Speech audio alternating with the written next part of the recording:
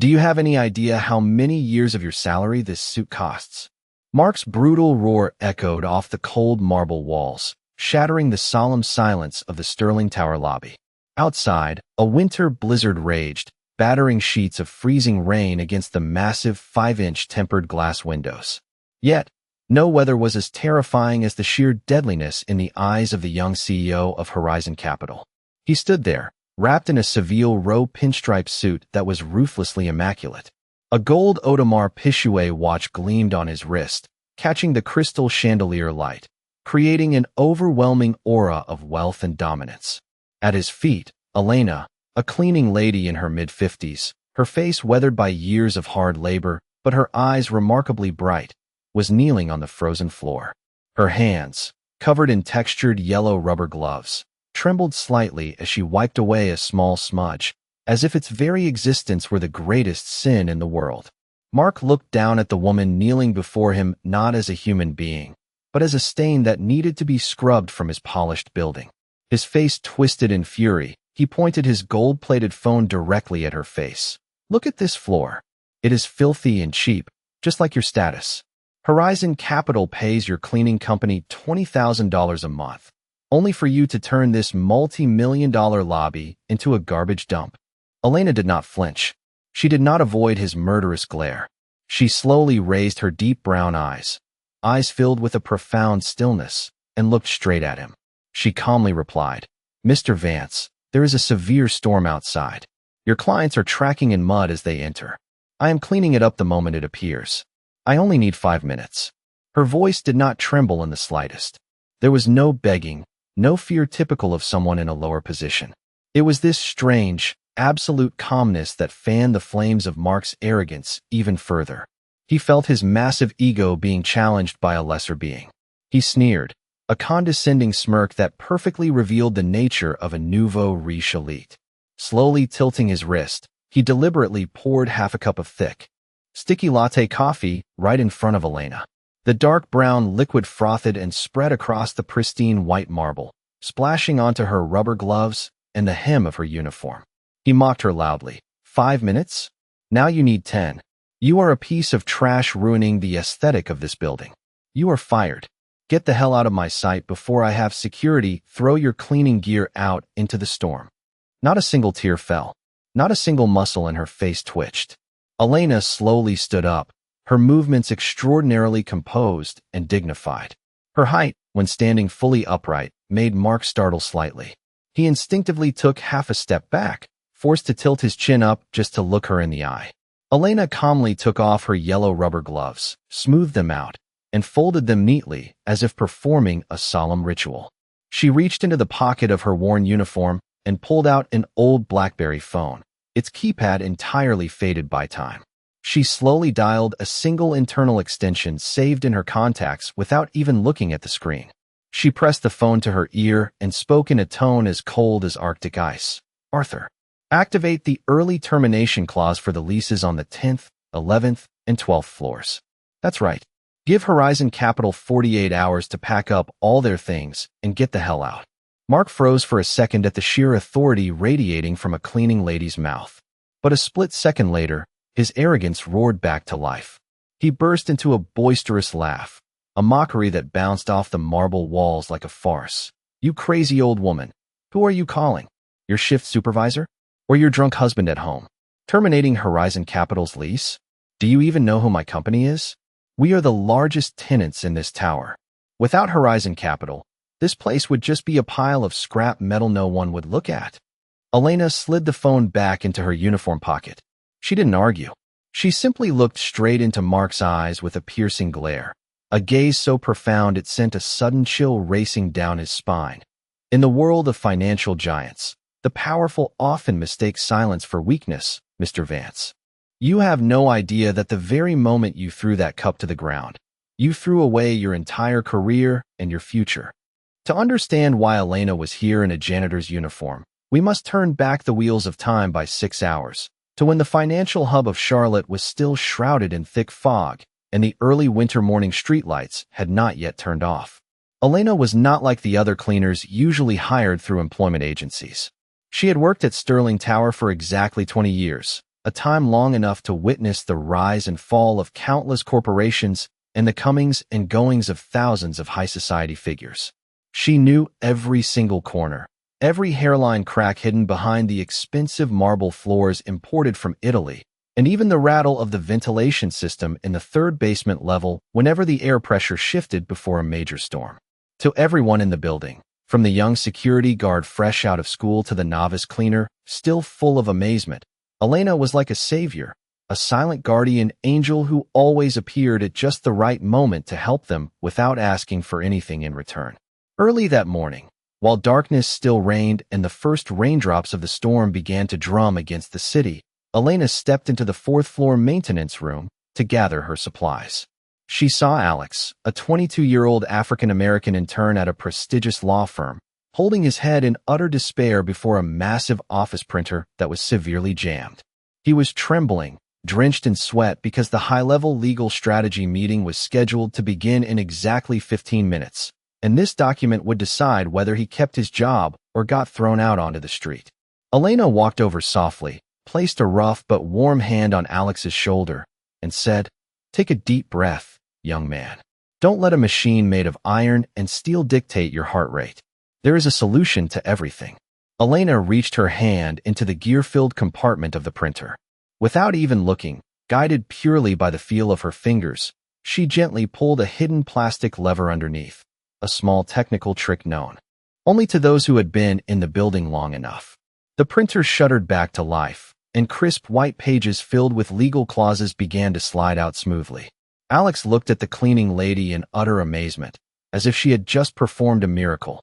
"Oh my God, thank you so much, Ms. Elena. If you hadn't appeared in time, I would have been fired today, and my dream of becoming a lawyer would have ended right here." Elena simply smiled gently, a warmth illuminating her weather-beaten face. She pulled a sweet strawberry lollipop from her apron pocket, placed it on his desk, and advised, "Don't forget breakfast. The world outside never waits for those who enter the battlefield on an empty stomach." Also that morning, at the dim entrance of the second basement level, Elena walked up to Frank, a 67-year-old security guard who sat with his head slumped, dozing off from a 12-hour night shift. The old man's body was exhausted from age and the fatigue of long nights guarding millions of dollars in corporate assets. Instead of reporting him to the building management to score performance points, Elena gently placed a thermos of warm chicken soup and half a loaf of barley bread, which she had personally baked the night before, on his wooden desk. She gave a light pat to his frail shoulders, just enough to wake him without startling him, and whispered, "Frank, a massive storm is about to hit the city. Have some hot soup to warm yourself up. I've already cleaned the entire entrance camera system.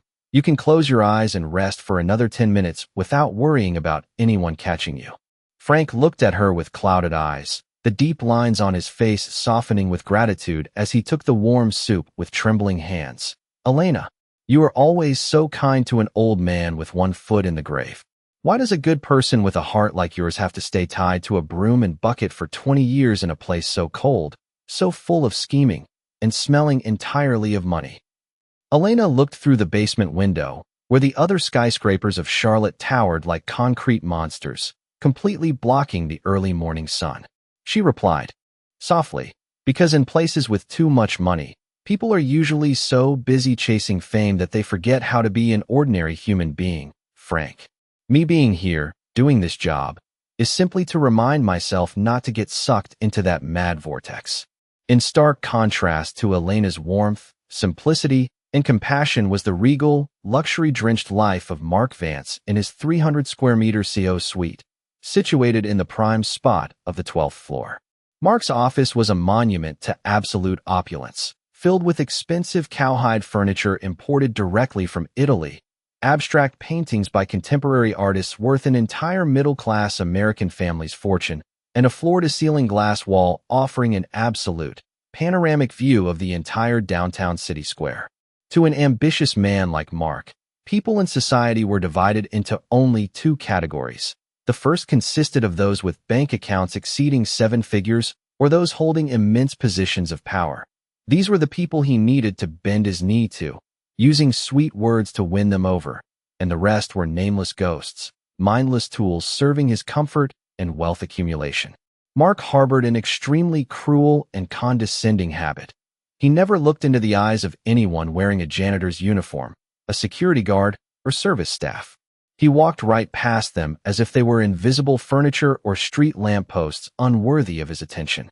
That very morning, Mark stood by the glass window, phone in hand, his voice booming with authority as he spoke to his head of human resources. "I don't care how you do it. Cut operating costs for the next quarter by 40% at all costs. Fire the maintenance and cleaning staff.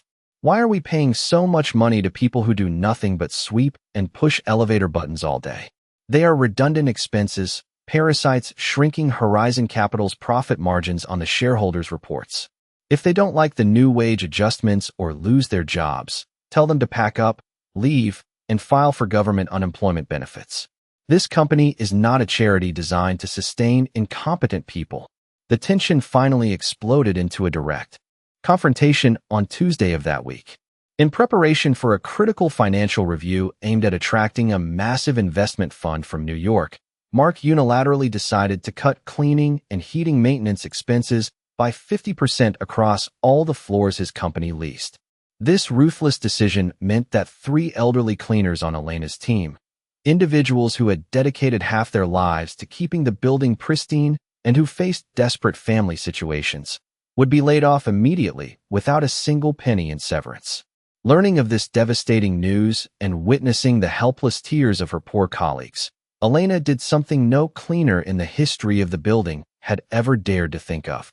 She marched straight into Mark Vance's powerful executive suite, still holding her cleaning cloth.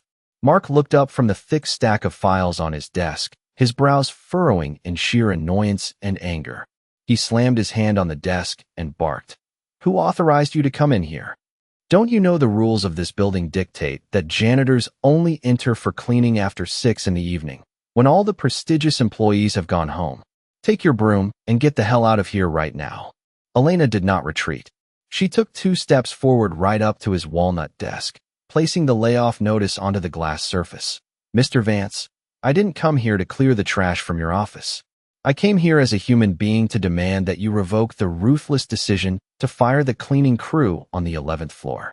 Martha is a single mother raising 3 young children entirely on her own, and her husband's diabetes is suffering from severe complications, requiring medical funds every week. Are you cutting off their livelihood right before the freezing winter just to polish the figures on your soulless financial balance sheet? Do you have even a shred of human conscience left?" Mark stared at the cleaning woman in utter disbelief. He could not comprehend how someone so lowly dared to stand before him and question his morality. He burst into a cold, dry, oppressive laugh. He stood up, casually walked around his massive desk, stepping so close to Elena that she could smell his expensive cologne mixed with his arrogance. He leaned down, brought his face close to her ear, and let loose bitter insults. "Are you trying to teach me, a financial executive with a master's degree from Harvard University, how to manage a company worth hundreds of millions of dollars? What the hell do you think you are in this society, Elena? A lowly old woman of color, an immigrant whose entire life consists of sniffing toxic bleach and scrubbing toilets for the aristocracy. Know your place before you open your mouth to speak to me." Elena maintained her steady tone, her spine straight as an oak in a storm, her gaze fixed directly on him without a single flinch or trace of fear. She countered his every word with absolute composure. "Money can easily buy a pristine suit or an expensive chair, Mr. Vance, but it can never purchase character or respect for the person sitting in it. The people you call redundant expenses and ants are the very ones who ensure your coffee cup is free of dust every single morning, the ones who stay up all night so you have a warm office when you step into work. They are human beings of flesh and blood, with families and dignity, not soulless digits on your spreadsheet to be crossed out at your whim to serve your greed." Mark truly lost his mind, the veins on his temples throbbing violently, his face flushing crimson with rage at being exposed by a common cleaner. He screamed, "Enough, you damn old woman. Romanticizing your lowly, filthy job doesn't make you noble in this society, Elena. In this real world, money and power are the only sanctuaries. Those without money like you are just ants crawling on the floor to be stepped on by others. Absolute power lies right here, in the hands of those who can dictate the fate of others with a single nod. He pointed to his chest, then suddenly dropped his voice, a malicious grin creeping onto his face. You want to play the savior hero, don't you? Fine. If you want me to keep your pathetic Martha on staff, kneel down right here, right now. Clean this coffee stain I just poured onto this $50,000 hand-woven Persian rug with your bare, unloved hands. Let me see your absolute submission at my feet, and then maybe I'll reconsider this termination notice. Otherwise, gather your broom, get the hell out of here, and prepare to receive your own pink slip by the end of the day. Elena lowered her head to look at the dark coffee stain spreading and sinking deep into the woolen fibers of the luxury rug. In her mind, fragments of sorrowful yet proud memories from 20 years ago began to flood back like an unstoppable torrent. 20 years ago, this very Sterling Tower was not the cold, unfeeling block of concrete and steel consumed only by numbers and financial takeovers that it is today. It was once a grand dream built with the love, blood, and ideals of Arthur Sterling, a genius architect and one of North Carolina's most renowned philanthropists, who was also the late husband Elena deeply revered. Arthur was a man of boundless heart and portfolio. He built this iconic tower not to flaunt wealth, but out of a profound human philosophy. A great building is measured not by how many stories it rises or how many glass panes shimmer under the sun, but by how kindly and fairly it treats the humblest souls working within its walls. In Elena's vivid memory, she remembered as if it were yesterday the late evenings of the winter of 2006, when Arthur would sit alone at his large drafting table, his hands smudged with charcoal and pencil graphite, while she stepped softly into the room, bringing him a cup of warm chamomile tea to dispel the biting cold. Arthur had held Elena's hands, his eyes shining with intense pride, and said, "Elena, this building will be the greatest legacy of our lives. When I am no longer in this world, it will stand as a rock-solid financial shield protecting you from all storms for the rest of your days. But promise me one thing. Never let greedy people who worship money turn this place into a cold, soulless glass cage. Stay here in my place. Use your eyes to watch over it, and guard its beautiful values for me." Following Arthur's sudden and tragic death in a car accident just days before the building's grand opening, Elena became the sole and legal heir to the entire vast estate, including 100% ownership of Sterling Tower through a secret entity called the Legacy Trust. This trust was managed by her late husband's loyal attorney and closest confidant, Arthur Pendleton. Yet, instead of draping herself in luxury jewelry and lounging on the penthouse floor collecting millions in rent each month, Elena made a decision that left the veteran lawyer completely astounded and fiercely opposed. She personally boxed away the golden key, put on an ash-gray janitorial uniform, picked up a floor broom, and began working from the darkest, dampest basement levels of the tower under a completely assumed name. On that day 20 years ago, Arthur Pendleton had been utterly shocked. He grabbed her shoulders. "Elena, you are losing your mind. You own an estate worth nearly $500 million. You are the master of this entire tower. Why the hell do you want to scrub floors and clear trash for people who won't even look you in the face? People who will view you as the lowest tier of society." Elena had looked steadily into the lawyer's eyes and replied, "Arthur, if I choose to sit in the chairman's office on the top floor, I will only see financial reports polished by the management and hear the fake flattery of power-hungry sycophants entering my office. I want to see the true face, the raw reality of this building from the perspective of the poorest laborer at the bottom of the social ladder. I want to experience firsthand how these humble souls are treated under my husband's roof. I want to find a successor who truly possesses integrity and credibility to hand down this entire legacy to. But over the last 20 years, I have only seen those who use monetary success to mask a rotting soul." For 2 decades, Elena had quietly protected the tower in her own way. She witnessed the peaks and valleys, the bankruptcies and expansions of hundreds of tenant companies. She had secretly ordered the trust to slash rent by up to 50% for ethical businesses hitting hard times via anonymous notices. And she was the very one who ordered the immediate eviction of arrogant individuals and deceptive corporations the moment they violated minimal moral standards. The narrative shifts back to the present day, In the annual shareholder meeting room on the 40th floor penthouse of Sterling Tower, the building's highest point, enclosed by glass walls looking out over the panoramic nightscape of a glittering Charlotte. Today was a do-or-die moment, deciding the survival of Mark Vance and the entirety of Horizon Capital. Their 5-year lease on 3 central floors of Sterling Tower expired today, and they desperately needed to execute the renewal lease tonight to formalize their compliance profile for the major investment fund from New York. If denied renewal, Horizon Capital would have to pack up and relocate its entire infrastructure within 30 days, meaning the New York fund would instantly pull its capital, partners would cancel contracts, and Mark's firm would face unavoidable bankruptcy. Mark sat at the head of the long, polished ebony conference table, sweat continuously breaking out on his forehead despite the central air conditioning running at its coldest setting. He was pacing anxiously, flipping through pages of documents alongside his team of 5 elite attorneys. He stared at his luxury watch, his voice trembling with impatience and anger. Where is the representative of the Legacy Trust? Why hasn't their chairman shown up 15 minutes past the appointment? Do they know how much Horizon Capital's time is worth? I cannot waste precious time on people who lack basic punctuality. Just as Mark's patience hit its limit, the 2 large, intricately carved oak doors of the boardroom swung open decisively. A woman stepped unhurriedly into the luxurious space. But she was no longer wearing the ash-gray uniform or the yellow rubber gloves sticky with the coffee from a few hours ago. She wore a tailored black suit, exquisitely crafted down to every stitch by a world-leading luxury fashion house. Her silver hair was styled into an elegant updo, and her pearl earrings emitted a refined, cool, yet commanding glow. Following right behind her was the senior attorney Arthur Pendleton, accompanied by a team of 6 top lawyers from the state, carrying thick leather briefcases filled with supreme legal documents. Mark stood up so quickly that the plush leather executive chair behind him nearly overturned onto the floor. His jaw dropped, his eyes widening in pure horror, as if he were staring at a ghost rising from the dead in broad daylight.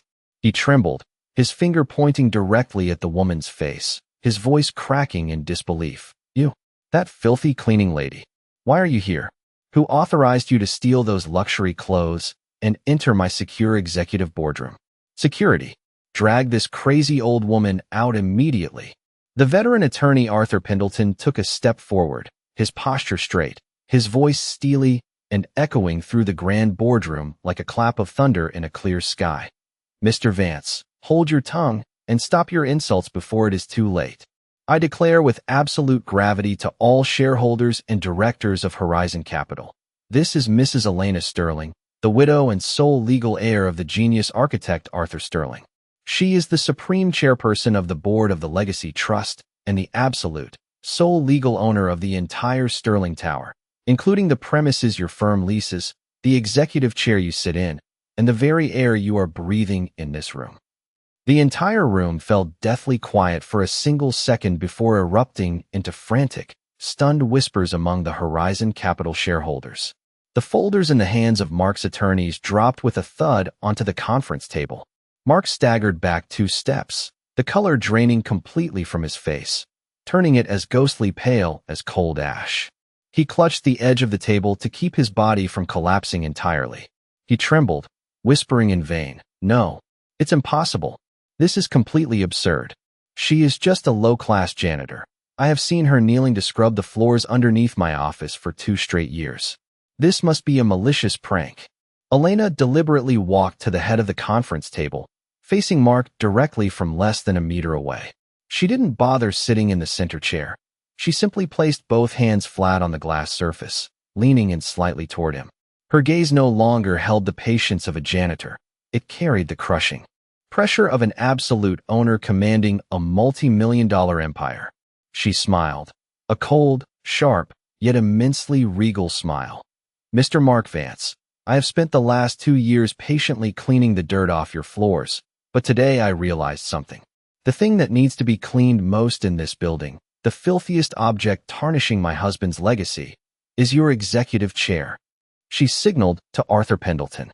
The senior lawyer immediately unbuckled his leather briefcase, pulled out a thick stack of court-sealed evidentiary documents, and threw it hard right in front of Mark. Elena continued, her voice crisp and icy as a blade cutting through his final hopes. You thought I was a nameless ghost, an invisible entity unworthy of a single glance, didn't you?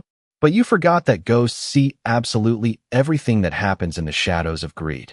This is complete proof that you established 3 shell companies to siphon off building maintenance and heating funds, driving poor workers into a corner for your own gain. And more importantly, you falsified your financial statements to deceive the New York Investment Fund. Mark completely broke. He sank into the leather chair behind him, his hands shaking violently as if he had a fever while he frantically flipped through the documents before his eyes. Every cash flow figure, every secret signature, every covert wire transfer account was laid bare under the light with flawless, undeniable precision. He choked on his words, late sweat drops of regret tracing down his face as he looked at her with pleading eyes. Mrs. Sterling, I know I was wrong. I only did it under the pressure to optimize company profits. Please, show some mercy, sign this lease renewal for me. Without it, Horizon Capital will utterly collapse tomorrow. Please, think of the fates of the hundreds of innocent employees working for me. Elena cut him off, her voice freezing and absolute, refusing to yield a single inch. You never once thought of the fates of your poor employees when you ordered their terminations without a single dime in severance right before the freezing winter, Mark. You only ever thought of your own bottomless greed. Your lease renewal is officially denied. The eviction order for Horizon Capital is effective immediately, and my legal team submitted the entire evidence dossier to the Securities and Exchange Commission and the District Attorney's Office exactly 10 minutes ago. You have precisely 48 hours to clear your things before law enforcement arrives to seal the office for investigation. The distant wail of police sirens echoed through the storm, fading gradually into a profound silence that blanketed the boardroom. A week after that fateful meeting, the name Horizon Capital was completely erased from the tenant directory at Sterling Tower. Mark Vance faced an 8-year prison sentence for securities fraud, forgery, and embezzlement of corporate assets. Yet, Sterling Tower did not empty out or lose its value. Elena decided against selling the skyscraper to any other commercial conglomerate. She ordered the entire 12th floor, the space that once served as Mark's opulent executive suite, to be converted into the headquarters of a new nonprofit named the Heart and Trust Foundation. This social support foundation specialized in providing lifelong educational scholarships and comprehensive health insurance for the children of all manual laborers, janitors, and security guards who worked silently day and night across the city of Charlotte. The brilliant morning sun began to stream down, scattering the dark clouds and the remnants of the night's storm, shining through the glass panels of the building's main lobby. Elena stepped out from the central elevator bank. She was dressed in simple yet incredibly elegant clothing, exuding the natural nobility of a woman with a beautiful soul. She walked slowly toward the corner of the lobby, where Martha, the cleaner who had almost been ruthlessly fired the previous week, was happily wiping the window glass with a radiant, joyous smile. Seeing Elena approach, Martha was so moved she began to tremble, preparing to bow deeply out of sheer respect for her employer.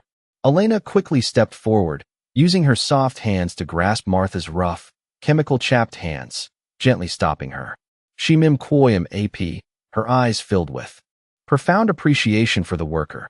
Martha, there's no need for that between us. Always keep your head held high while you work. You have done an excellent job. We are all workers building the greatness and cleanliness of this tower together. Without your cloth keeping these windows crystal clear, my chandelier lights couldn't shine so brilliantly. Martha nodded repeatedly, tears of happiness welling in the eyes of the poor mother. Elena walked slowly toward the main entrance of the tower, watching the stream of people and traffic bustling through the streets of Charlotte. She took a deep breath of the fresh morning air, feeling the spirit of her late husband Arthur seemingly lingering nearby, amidst these solid stone pillars, smiling down at her with immense pride. Social status can be easily bought with money, but true respect from the human heart can never be quantified by any price tag. Those who stand at the peak of wealth often develop a habit of looking down, smugly believing they master this entire world. But they are completely mistaken, forgetting a core truth, that the solid foundation of that world is supported by the very shoulders of the silent individuals, the manual laborers at their feet. Never be foolish enough to underestimate the value of a person based solely on the job they perform to survive. Always treat the custodian with absolute respect, just as you would treat an honored king entering a palace. Because you can never possibly know if the person currently willing to kneel on the floor to clean up the stains you left behind might be the very one holding the supreme key that decides the entire destiny and fate of your life. The morning quiet was quickly filled by the familiar hum of the modern urban machine. Elena stood with her back against the thick glass of the grand lobby, watching a garbage truck slide past the center square. She lightly smoothed the fine fabric of the vest she wore, the unfamiliar feel of this luxury unable to entirely displace the habit of carrying the scent of lemon bleach for 20 years. She remembered the calluses on her 10 fingers, remembered the evenings spent alone pushing the heavy cleaning cart. Through the wind-swept corridors of the building long after all the offices had gone dark and the elite moneymakers had returned to their lavish suburban villas. From the perspective of a silent cleaner, this world appeared raw and authentic, far truer than any financial statement or economic analysis. She had seen the helpless tears of young secretaries facing workplace harassment, unable to speak up for fear of losing their livelihoods. She had seen confidential folders detailing dirty corporate deals thrown hastily into shredder bins. And she had also witnessed the profound loneliness and emptiness of those who claimed monetary success yet did not possess a single genuine friend in their lives. Mark Vance was just one of hundreds of arrogant snobs who had crossed her observational path over the past 20 years. He represented a generation of rising entrepreneurs, materialistic individuals who believed a bank credit score and a car engine's horsepower were the sole yardsticks for measuring a human being's worth in society. When Mark entered this building 2 years ago to sign his lease, Elena had personally cleaned his office during the first week to test his true character. She had picked up the half-smoked cigar, but he carelessly threw onto the floor and scrubbed away the mud stains left behind when he deliberately propped his dirty shoes onto the luxury glass table. He had never glanced at her once, never responded to the cleaner's polite morning greeting. To an arrogant man like him, her presence in the room was merely a small piece of the utility package included with the office space, akin to the water flowing through the pipes or the cool air issuing from the central climate control system. Her complete invisibility in his eyes served as the ultimate shield, allowing Elena to freely observe his true nature without drawing suspicion. She knew he was carrying piling bank debts to maintain the company's flashy facade. She knew he was covertly transferring investor funds into secret offshore personal accounts through hushed phone calls at midnight, back when he thought this entire 40-story tower held only him facing mute walls. She had waited with immense patience, always hoping he would alter his behavior, hoping that the harsh lessons of the market would awaken whatever conscience remained within him. But the cruel way he threw that coffee cup at her this morning completely extinguished that final spark of hope. It was not merely a momentary burst of anger from work stress. It was the raw eruption of a tyrannical nature, a man willing to trample on the dignity and honor of another human being just to vent his own frustration and discontent. Sitting inside the sealed squad car of the police force, Mark Vance peered through the rain-fogged window pane. He saw the figure of Elena standing tall in the middle of the brightly lit grand lobby, surrounded by janitors and security staff who stared at him with cold, contemptuous glares. It suddenly dawned on him, a bitter truth, that this Sterling Tower never belonged and would never belong to people like him. All the so-called supreme power he had self-deluded himself with for so long was merely a short-term illusion leased at the price of $120,000 a year.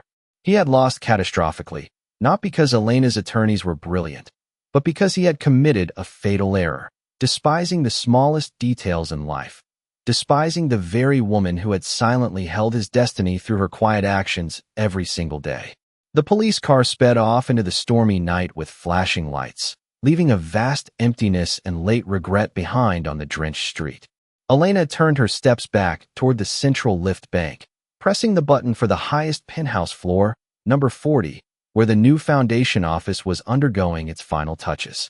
She knew well that her road ahead was long, and cleaning the selfish stains from the soul of an apparatus driven by fame and profit was far harder than scrubbing a floor of white marble. But she had time.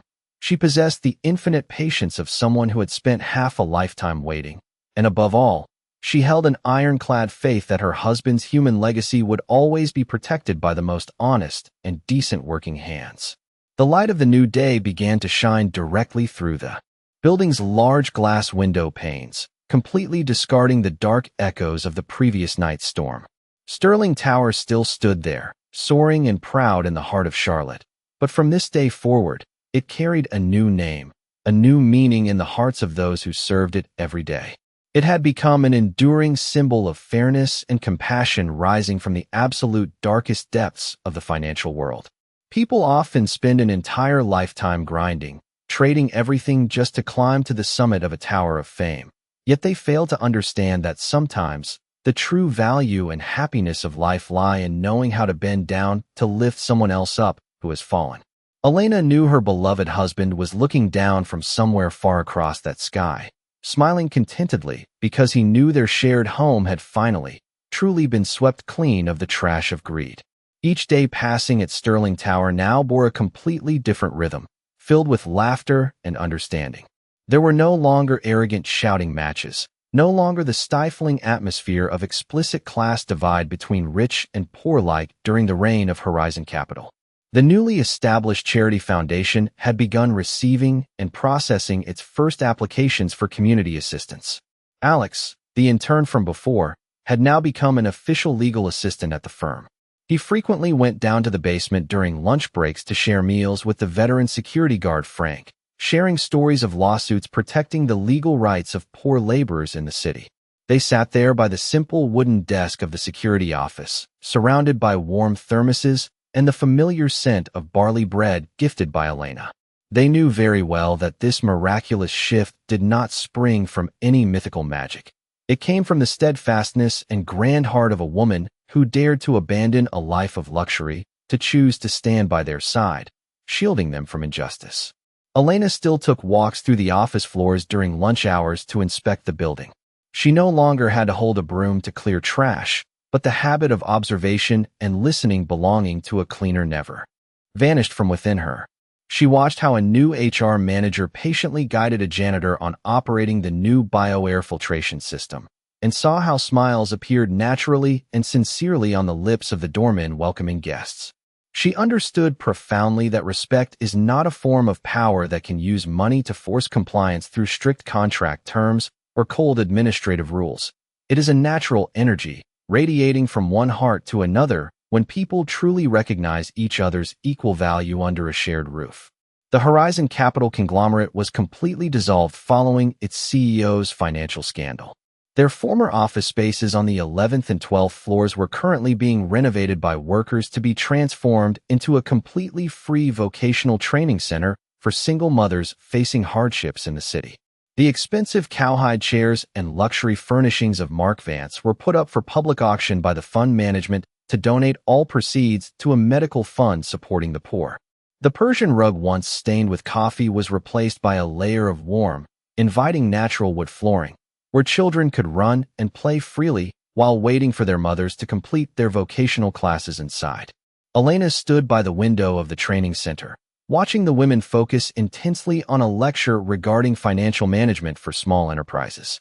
She saw in them the reflection of her own self many years ago, individuals full of ambition, full of resolve, yet lacking a firm anchor to stand strong against the fierce storms of life.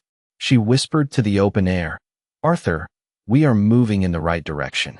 Your building is truly living a meaningful life.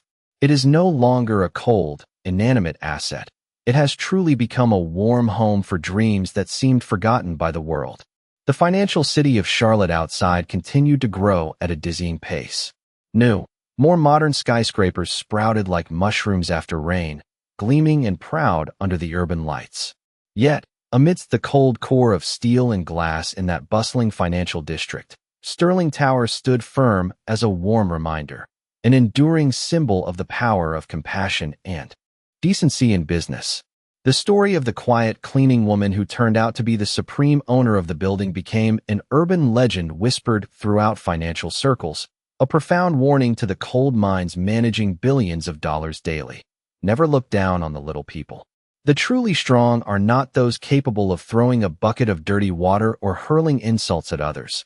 The truly strong are those with enough grace to wash a soiled rag and remain dedicated to the human path they have chosen. Elena walked out into the building's main lobby, catching the crisp breeze of the late afternoon blowing in from the square. She smiled, greeting a guest who had just walked into the building, and this time, the elegant visitor paused, smiled warmly, and bowed his head back to her in deep respect. It was the moment she knew her true cleaning work at this tower had been completed in the most perfect and fulfilling way. The turning of the wheels of time did not fade the core values Elena had meticulously cultivated. Instead, it made the ethical foundation of this tower firmer than ever before in the face of global economic crises. Many large corporations and firms seeking office space in Charlotte now placed Sterling Tower as the top priority on their list. This wasn't because the rent was cheaper than elsewhere, but because they wanted their corporate brand associated with a cultural space rich in humanity and social ethics. They understood deeply a philosophy. A work environment where even the janitor is treated with absolute respect is precisely where the creativity, dedication, and loyalty of employees are unlocked at the highest level. The senior attorney Arthur Pendleton, during a year-end review of the fund's financial activities, looked at Elena with eyes full of deep admiration and respect from the bottom of his heart. He candidly admitted that he had been mistaken to think her actions 20 years ago were insane, and only now did he realize her decision to hide as a custodian was the single most profitable investment in history, a return that could not be calculated in cash, but was measured by the revival of thousands of impoverished human lives. Elena received those distinguished praises with her characteristic calm and humility. She knew very well that she was no grand savior. She was simply a loyal gatekeeper, someone who knew how to use her broom to sweep away the thick dust of arrogance and selfishness accumulated over time, revealing the gleaming marble of human connection hidden deep beneath a cold financial framework. She looked through the massive glass window of the penthouse, where the city streetlights began to shimmer, illuminating the long streets like bands of galaxies. Down below, public buses were still packed with weary workers returning home after an immensely long workday. Security guards were starting their freezing night shifts, and single mothers were bustling to prepare dinner for their children in cramped apartments. She saw reflections of herself in all of them, sensing the invisible yet unbreakable thread binding these people who quietly kept the world turning from the smallest, most silent corners of everyday life. The supreme executive chair on the 12th floor was now taken over by an exceptionally capable young individual, carefully selected by the Charity Foundation's board, someone who grew up through the fund's very scholarship programs, carrying both innate intellectual talent and a profound understanding of the pain of poverty and social injustice. On his momentous inauguration day, the young man did not choose to host an extravagant party to celebrate. He went down to the building's main lobby, proactively seeking out Elena and the members of the cleaning crew to firmly shake each person's hand. It was an entirely natural act born of genuine gratitude, completely free of performance or staging for the media lenses. Watching that heartwarming scene unfold exactly where Mark Vance had once poured his coffee, Elena knew her husband's spiritual legacy had found an entirely worthy successor, and she could step forward into the next chapter of her life with total peace of mind.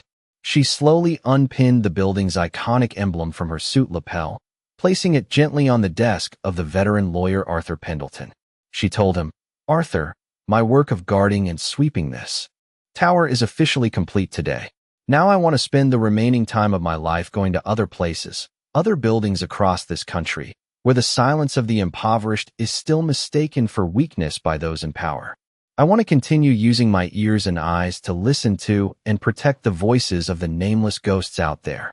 The old lawyer did not offer any words to stop her, for he understood well that no one could hold back a person driven by such a grand ideal. He simply nodded in silence, his eyes tearing up as he watched the resilient woman walk unhurriedly out the main lobby doors, blending into the thick crowds of the city's sunset. Elena walked along the sidewalk, requiring no security detail to accompany her, needing no luxury cars escorting her from behind. She walked with the absolute freedom of someone who had completely mastered her own destiny through unconditional compassion and kindness. Sterling Tower still stood firm, proud and radiant under the night sky of Charlotte, like a lighthouse of humanity shining amidst the turbulent, trap-filled ocean of the global financial world, an eternal testament proving to the world that a person's highest status lies not on the top floor where they sit to work, but in the scope of generosity and compassion within their heart for their fellow human beings. Elena's relaxed steps blended smoothly into the city's brisk pace, leaving behind a Sterling Tower that had completely transformed from its roots. In the years that followed, the human-centric operating model of the Tower's Charity Foundation became a renowned social phenomenon, studied widely and seriously in the curricula of America's top business schools. Economists began redefining the concept of a corporation's sustainable prosperity, moving away from judging solely by net revenue growth or stock market margins, shifting toward metrics of happiness and peace of mind among laborers at the bottom of the social pyramid. Analytical articles and deep research volumes on Elena Sterling's management philosophy appeared continuously across major global economic journals, even though she herself never once agreed to an interview with the press. She chose to completely vanish from the glitzy media spotlight, tracking exactly with how she had quietly and silently lived and worked for 20 years under the title of a cleaner. In a small industrial town in South Carolina, during a torrential rainy afternoon no different from the storm years ago in Charlotte, an old bus stop welcomed a middle-aged woman stepping down. Elena carried a simple dark canvas duffel bag in her hand, wearing a windbreaker faded by time, her walking shoes caked with a bit of mud from the long journey. She walked unhurriedly toward a 5-story office building on the town's outskirts, where a cardboard night shift janitor hiring sign swayed in front of the glass entrance door. She smiled looking at that hiring sign, a serene, untethered smile full of deep internal peace.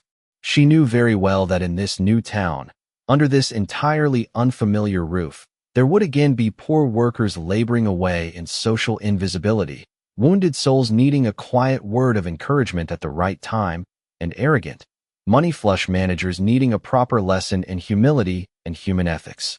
She used her hand to push open the glass door, stepping into the lobby as the familiar scent of pine floor cleaner hit her nose, making her feel right at home. The hiring manager sitting behind the counter looked at her through his thick reading glasses, asking if she had any prior experience performing this heavy labor anywhere before.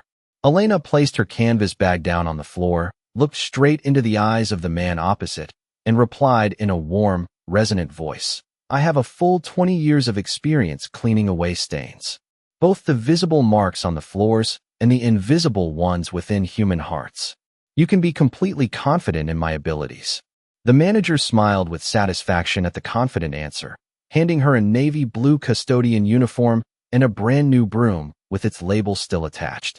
She accepted it from his hands with absolute respect, cradling it just as a brilliant general would receive a treasured sword from the king before heading into battle.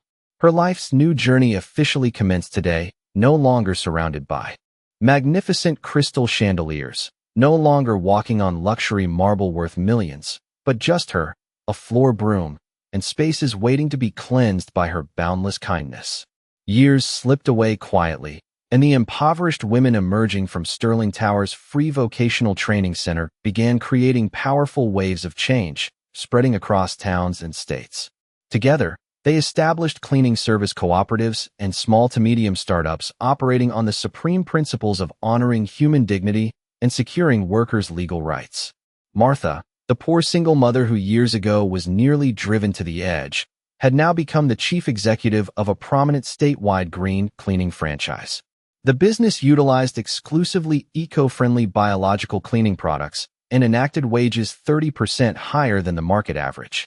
In every branch office managed by her firm, there hung a small, formally framed photograph depicting a floor broom and a golden key crossed together, placed right at the entrance of the main lobby. It was the way Martha and all her colleagues constantly reminded themselves of their humble roots, and of the grand woman named Elena who had completely flipped the script of their destinies through a deeply human choice to blend into the shadows. Alex, the trembling young black legal intern who once stood helpless before a jammed printer, now owned a litigation firm widely celebrated within American legal circles, specializing in defending poor workers laid off illegally or ruthlessly exploited by corporations, entirely pro bono. In a recent, powerful speech before the city's Chamber of Commerce, he boldly proclaimed to thousands of business owners, "This modern world does not need more selfish financial wizards who only knew how to manufacture shell companies for profit. This world hungered for leaders who knew how to recognize the presence and dignity of a human being behind a frayed janitorial uniform."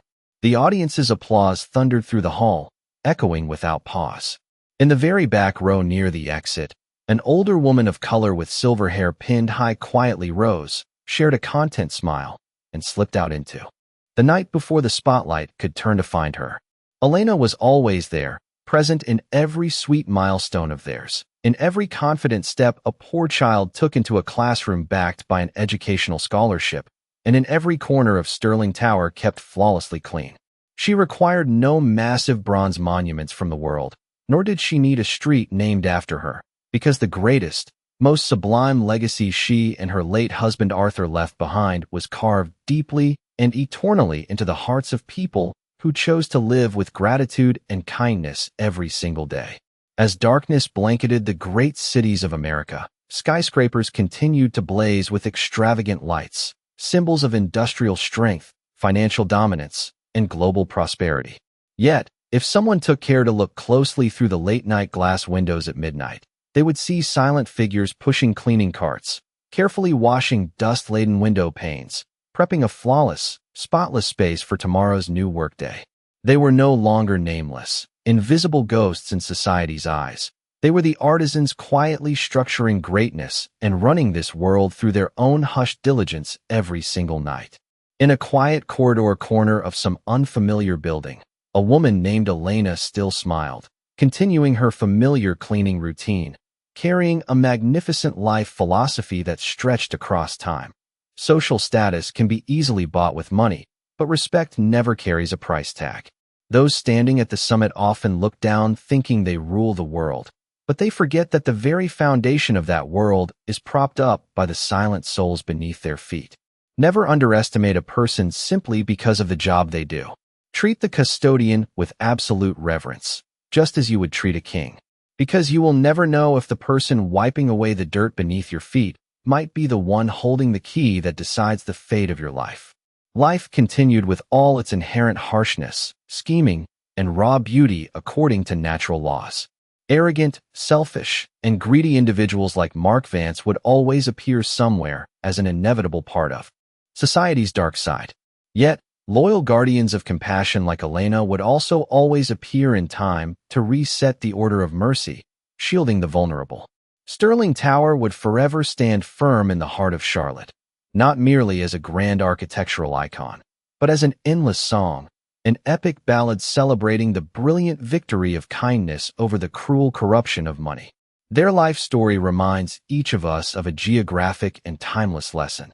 Before you strive to become a successful, wealthy figure in society, learn how to be a real human being first. A person willing to look down at the grueling mud beneath their feet to comprehend and respect the working journeys of those around them. That winter, the city of Charlotte welcomed a record-breaking blizzard. A bone-chilling cold filled every street, laying a frozen, blank white sheet over the urban concrete and steel. Yet inside the vast main lobby of Sterling Tower, the central heating ran steadily, warming the space and radiating an immensely cozy, comfortable atmosphere.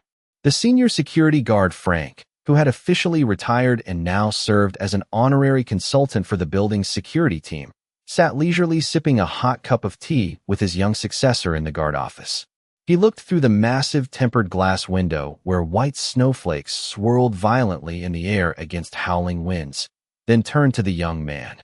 "Do you know why the marble floor of this building always gives people an extraordinarily warm feeling, even on the coldest blizzard days like this?" The young man shook his head, looking at the old man with curiosity and respectful anticipation. Frank smiled softly, his eyes filled with the beautiful memories of the past, and spoke each word slowly. "Because the solid foundation of this tower wasn't built with cold, unfeeling cement and steel. It was built with the grand love of a husband for his wife, and it is permanently kept warm by the compassionate heart of that wife for all of us poor workers under this roof.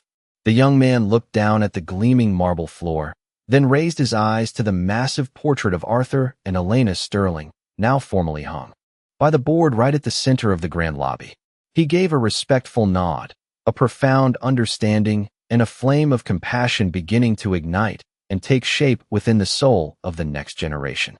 The harsh blizzard outside might possess the capability to completely paralyze transit routes and freeze great rivers, but it never held enough power to cool the fire of compassion burning intensely inside Sterling Tower. That spiritual lighthouse would continue to shine through the deep night, carrying on its mission to shield, harbor, and lift up humble lives facing injustice, reminding this entire modern world of a simple yet magnificent truth. A person's true strength lies not in how much wealth they can hoard or possess, but in how willingly they open their heart to share, protect, and honor the vulnerable around them. Elena Sterling, no matter where she was in this vast world, under whatever assumed name she chose to carry, remained always the most loyal guardian of compassion, a woman who used her entire life to show the world the reality that even from a pile of trash despised by the powerful, one can use kindness to build an enduring kingdom of humanity. The main lobby space of Sterling Tower at 6 every evening always became extraordinarily bustling and cozy. This was the moment of transition between the day shift of high-level corporate employees and the night shift of the building's cleaning crew. But absolutely gone were the scenes of groups avoiding one another, contemptuous glares, or unfeeling glances sliding past like in previous times. Now, right here in this grand lobby, people regularly witnessed friendly high-fives, sincere inquiries about family health, and wishes for a good evening of work exchanged completely naturally between prestigious attorneys, elite financial analysts, and the custodians. This absolute erasure of the rich-poor divide transformed Sterling Tower into a genuinely civilized community, where every individual recognized deeply that their work, whether massive or humble, whether sitting in an air-conditioned room or holding a floor mop, contributed a vital part to the smooth operation and growth of the entire skyscraper network.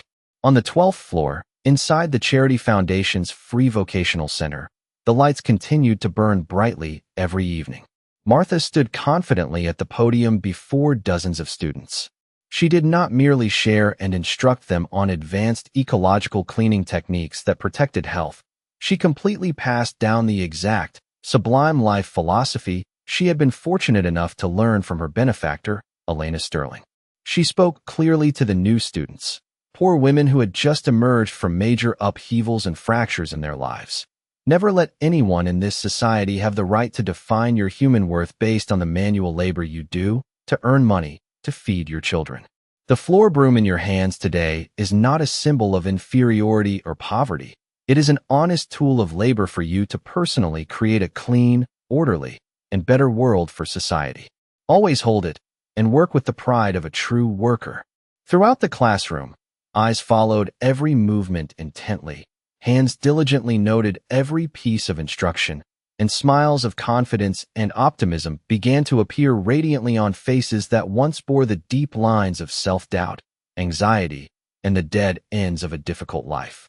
At that exact moment, in a completely different, bustling industrial city in the American Midwest, Elena had just fully completed her very first night shift at the new 5-story office building where she had taken work.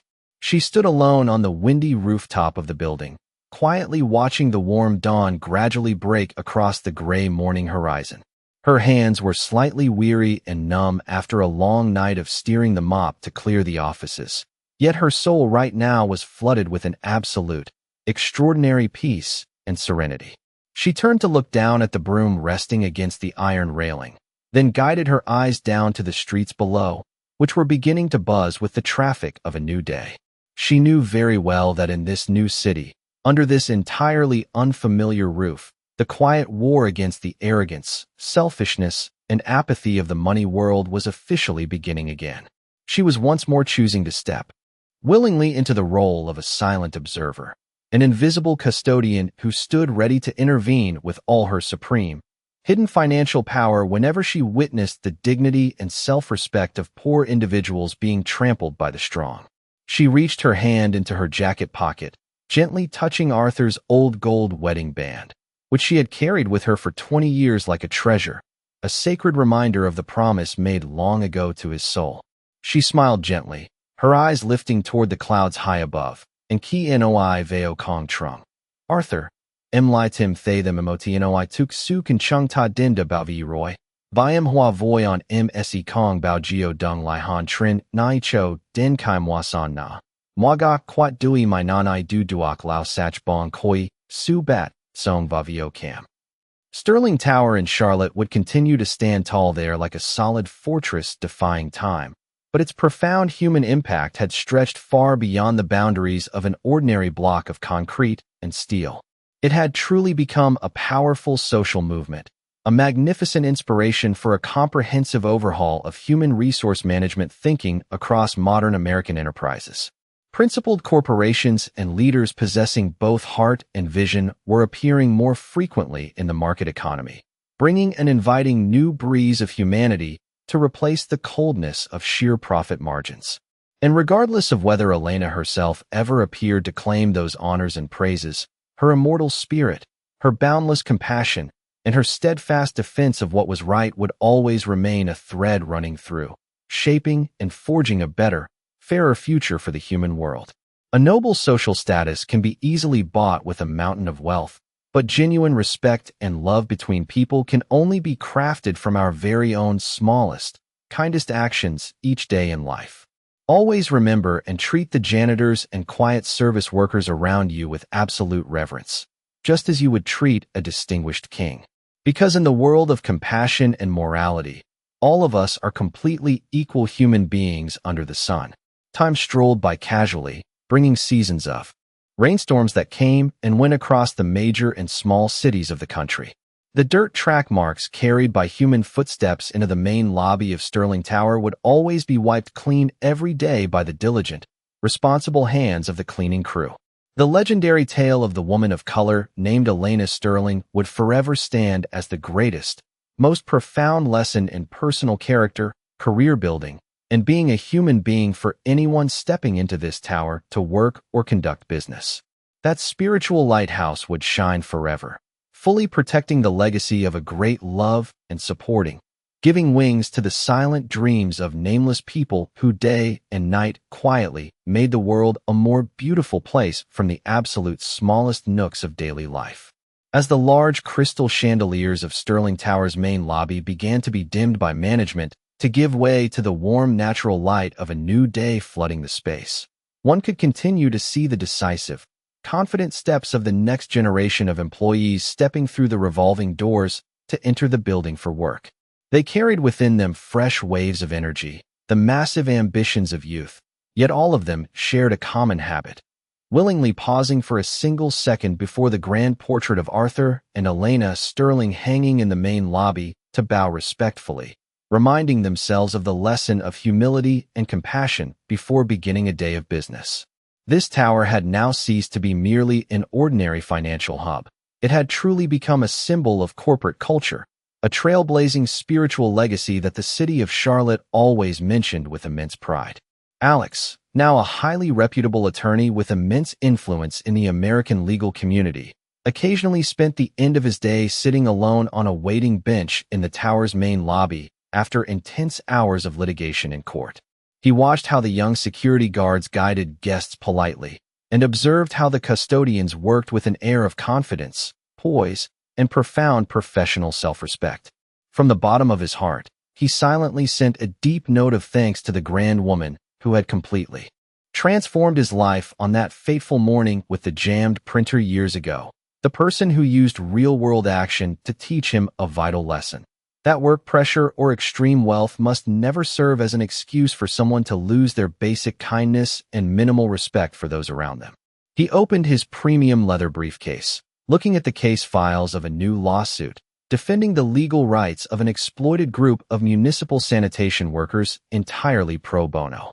He knew with absolute certainty that he was honored to continue writing new chapters, new pages of history for the grand volume on compassion that Elena Sterling had opened for this world.